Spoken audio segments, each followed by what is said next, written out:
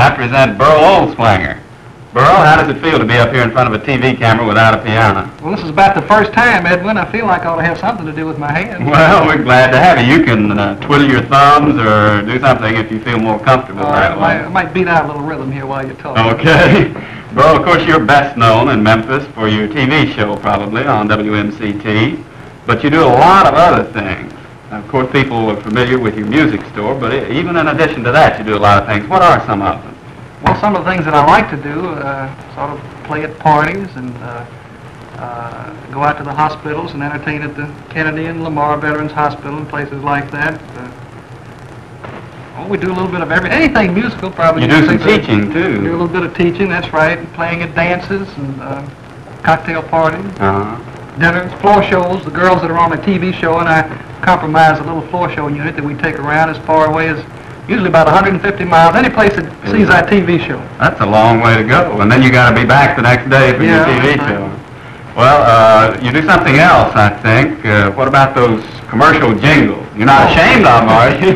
Most of them I'm not ashamed of. We've done quite a few. We did the Kraus Man and Meet Me at Brittling's and 51 Beer, King Cotton Sausage, and let's see, we've done quite a few. There are two of them playing right now, Make Mine Melba and the John Ruskin with the Hole in the Head. Yeah. Well, you've really written a lot of them.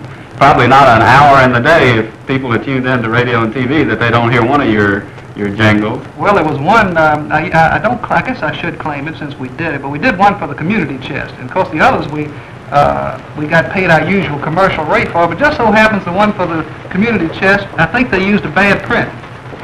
And I've had more people say, they should have gotten you to do the community chest jingle because that's a terrible jingle. Well, Berl, you've been playing piano quite a while. You're still a young man, but you started young. When did you start? Well, actually making my living at it when I was 13, but I started playing on the radio at 12. Is that right? It was right here on this station, right wasn't on this station. I'm real proud of that. It will soon be 25 years. My goodness, you've probably been here longer than anybody. No, Mr. Slattery was here, Heidi Zimmerman was here, and Pop Fraze, I believe, was here. Most of them were here. Well, did you stay right on this station, or what have you done? Well, probably from time to time I went around to different stations, and then most of it was spent with WMC. My heart's with WMC, and I'm kind of real glad to be with WMC too. Well, good. There were times, I think, when you were on the road playing with bands, and didn't you play? You had a partner you would call Cats on the Keys. That's right. Yeah, Jack Morgan is a terrific piano player. We had a little team. We played down the Malco with Milton Slosser. Yeah. And then I went on the road with Herbie Holmes Orchestra, who's I think he's in the car business or banking business down in Yazoo City now. And then George Olson toured for a season with him. That was real interesting. Got to meet people like Bing Crosby and Gertrude Neeson. Tell us about some of those people. You've accompanied them when they sang. You must know them a lot better than us plain listeners. No, I don't know that I know them that well, but I know them musically. Yeah, musically. Well, there was, as I said, Bing Crosby and Gertrude Neeson, Bob Hope, Jack Benny, Jerry Colonna.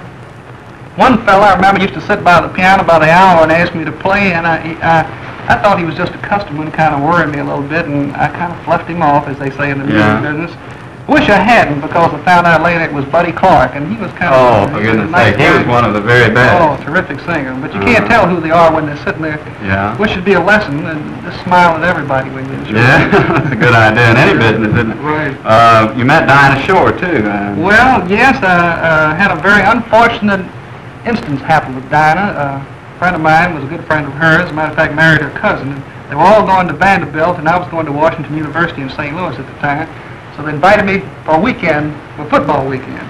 And they said they had a date with this terrific girl singer, and that everything was all lined up that I'd have the weekend with her. Yeah. And you thought, somebody's trying to line something up here. Right. So I refused. I said, I'm sorry, but I don't think I'd want to spend 2 or 3 dates with a girl that sings. She'd probably be singing to me all the time, and I hear enough of that anyway. So they had to get her a date with somebody else. But just imagine now, I could say I had a date with Dinah Shore. That was Dinah Shore. Well, any others that you've had interesting experiences with like that? Well, that was probably the biggest disappointment, because in show business, you meet a lot of people. Rubinoff came through, and it was several times when I was on the staff here at WMC and got to play for him. People like Lily Pones and I think I really had just as much experience playing over WMC as I did when I was on the road. I guess you could. They all come to you. Yeah, that's right. It's easier that way. And they'd all bring their music, you know, and then apologize for having to transpose it into another key. Yeah.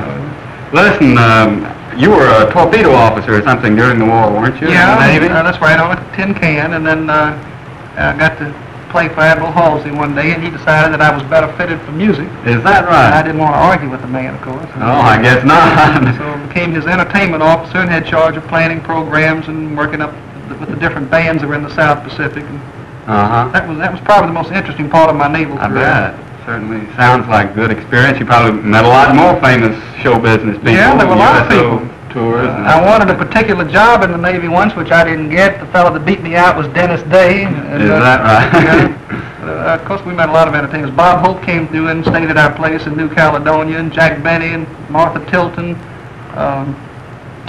Francis Langford, and Jerry Romano, the fellow that plays the guitar so good. A lot of Larry Adler. I think perhaps the one that we were impressed with most was Jack Benny. He was the most down-to-earth man that came through. I interviewed Jack over in Germany. He and Ingrid Bergman and Larry Adler and Martha Tilton all came through with one show. Probably the same show, yeah. Real fine. Did you like him? Oh, yeah. Very nice fellow. Tell me, Berl, you still have time with all your activities for home life, don't you? You've got a wonderful home. You've got a family.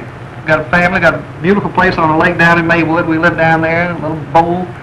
Just learning to play the piano. Little Anna Ruth, who I'm disappointed. She's soon be a year old, and she can't play or sing. Well, she will. Don't you worry. It runs in the family. Berl, thanks so much for being with us. Really appreciate it. Thank you, Edwin. It's been a pleasure.